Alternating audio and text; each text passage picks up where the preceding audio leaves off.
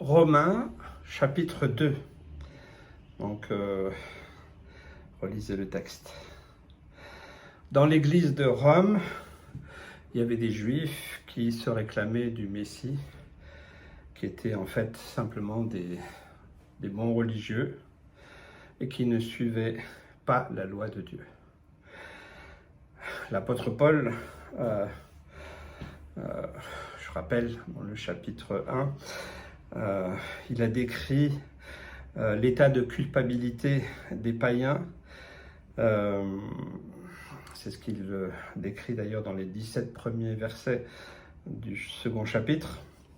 Il rappelle la responsabilité de l'homme en général, qu'il soit juif ou païen. La responsabilité envers Dieu, bien sûr, il ne faut pas s'oublier. Et puis après, il s'adresse aux Juifs en particulier. Verset 17, « Or, si toi, tu portes le nom de Juif et que tu te reposes entièrement sur la loi et que tu te glorifies en Dieu. » Israël jouissait d'une position privilégiée parmi tous les peuples de la terre.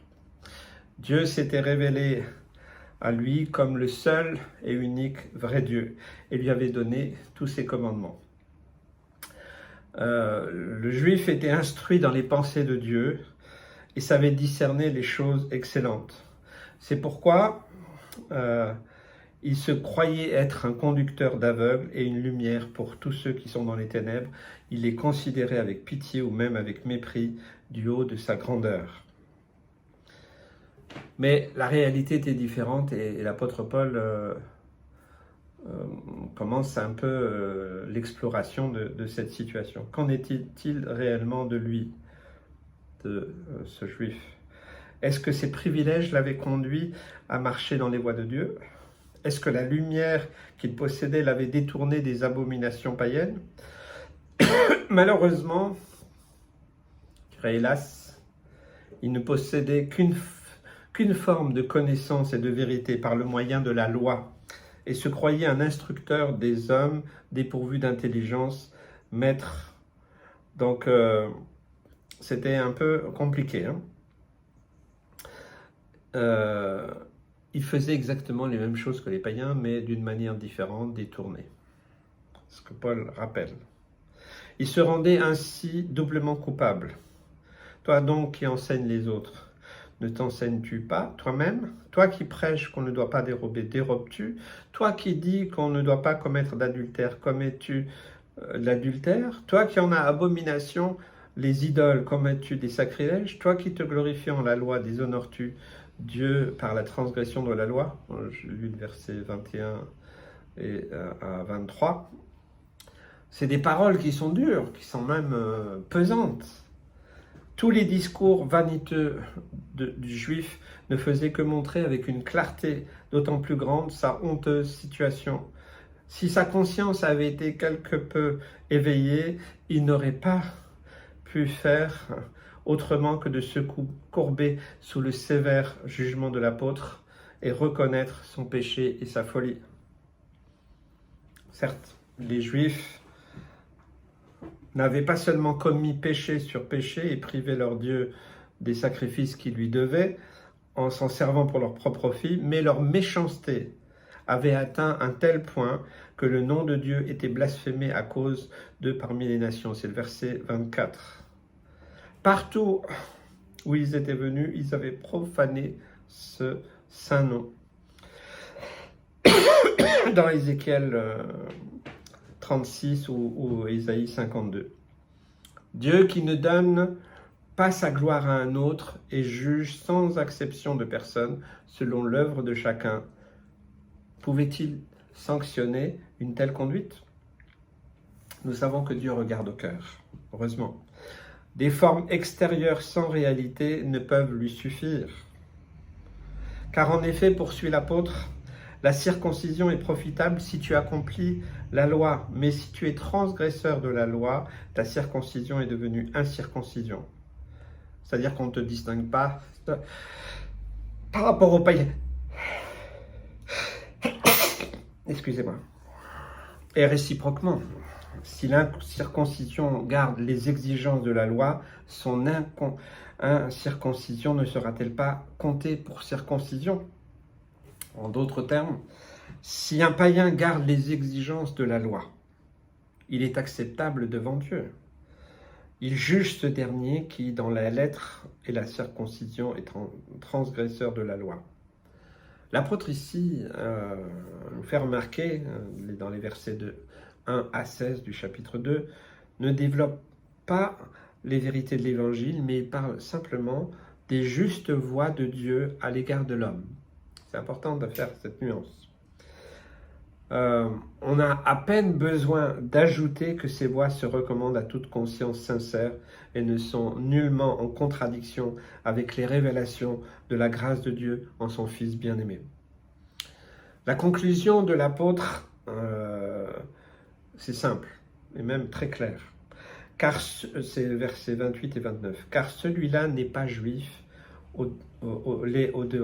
celui-là n'est pas juif qu'il est au dehors, et celle-là n'est pas la circoncision qu'il est au dehors dans la chair, mais celui-là est juif qu'il est au dedans.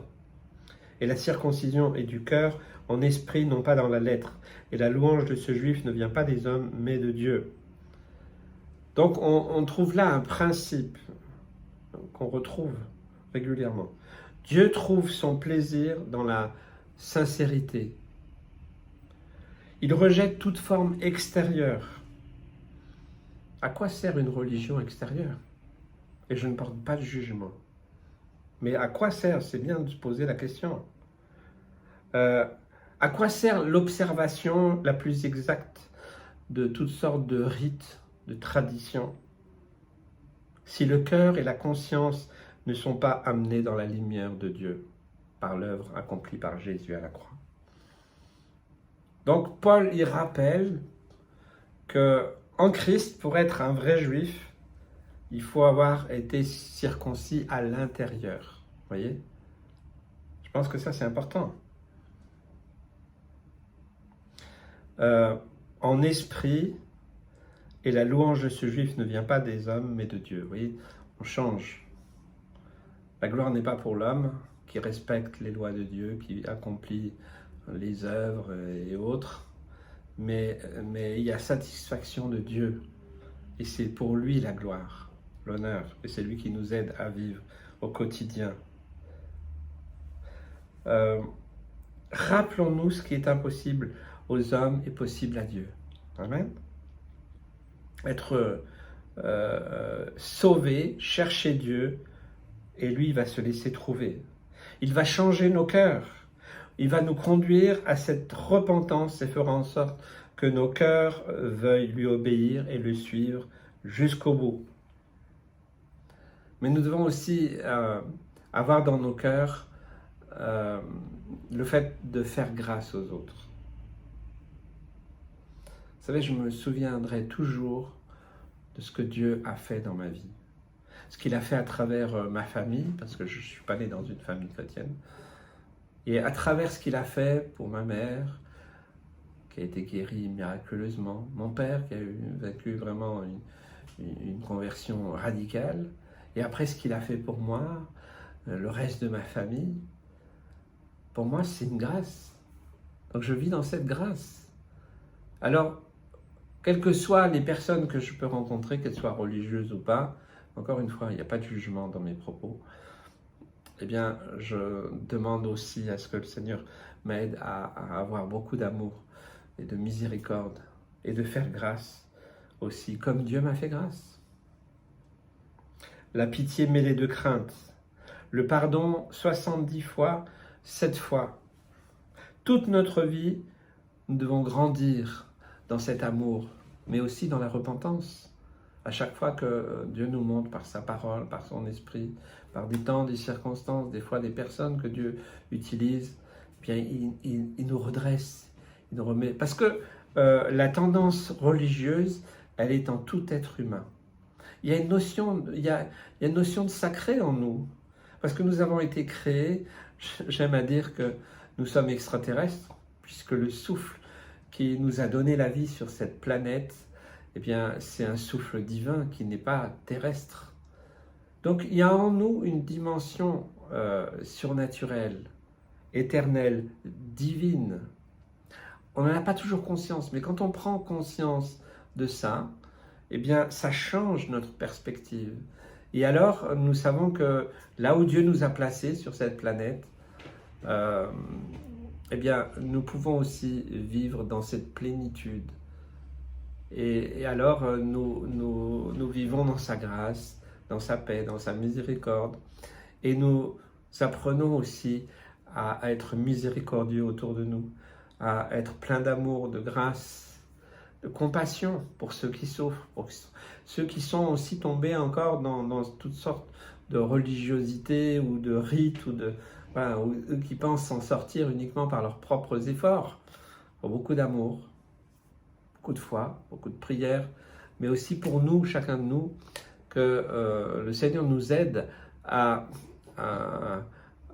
pointer dans nos propres vies, notre façon de vivre notre vie chrétienne, eh bien, tous les endroits où il y a de la religion, où cette notion de sacré, elle prend plus ou moins des formes différentes. Alors, nous pouvons revenir au Seigneur, nous repentir et demander au Seigneur qu'il épure, qu'il nous purifie. Vous savez, la sanctification, c'est toute la vie chrétienne. Sans la sanctification, personne ne verra Dieu. Personne. Donc ça, c'est clair. Donc cette œuvre, elle doit continuer. Donc on doit l'accepter. Ok, Seigneur. C'est pas pointer du doigt. Là, l'apôtre Paul, il cite un problème bien concret dans l'église de Rome, avec ces Juifs qui croyaient en Jésus, en Yeshua, et certains continuaient à judaïser ou dire il faut continuer à faire ceci ou faire cela. Voilà, il y avait du mélange, et c'est pas facile, c'est pas simple. Mais l'apôtre Paul a été clair par rapport à la parole de Dieu. Il a voulu que les choses se clarifient, autant juifs que païens, avant de connaître Christ, et que nous puissions vivre vraiment dans cette dimension. Et après, il y a la culture, il y a l'origine. Voilà, moi, je suis aussi d'origine juive, et je ne renonce pas à mes racines, à la culture, c'est lié à plein de choses, peut-être à la nourriture, à beaucoup de choses, mais ça n'a rien à voir avec de la religion. Si je me mettais à judaïser ou à dire il faut faire ceci ou faire cela, alors je ne serais pas mieux que les autres, pas mieux que ceux dont parle Paul à Rome. Mais tout ça, c'est un processus. Il nous faut beaucoup d'amour, de grâce. Mais vous savez, aujourd'hui, même au XXIe siècle, il y a encore des gens qui judaïsent, qui disent il faut faire ceci, il faut faire les fêtes, là, on rentre dans les œuvres. Jésus a tout accompli. Ma mère rappelait souvent cela, parce que souvent on lui disait oui, mais tu es juive, mais bon, tu vois, tu fais plus les fêtes, tu fais plus ceci. Elle aimait bien rappeler cela, qu'à la croix, Jésus a tout accompli. Il n'a pas aboli la loi, il l'a accompli. Donc en Jésus, il y a tout. Tout ce qui est pleinement utile, nécessaire. Alors, si tu es rentré dans une forme de religiosité, quelle qu'elle soit, laisse le Seigneur, par sa parole, par son esprit maintenant, agir dans ta vie pour qu'il épure ce qui est inutile, ou toute cette notion de sacré, de divin, peut-être qui a été mal équilibrée dans ta vie, et que tu reviennes simplement à la source, à la parole de Dieu, et que des textes comme l'apôtre Paul nous a cités aujourd'hui, eh bien, puissent produire quelque chose de bon, parce que Dieu t'aime.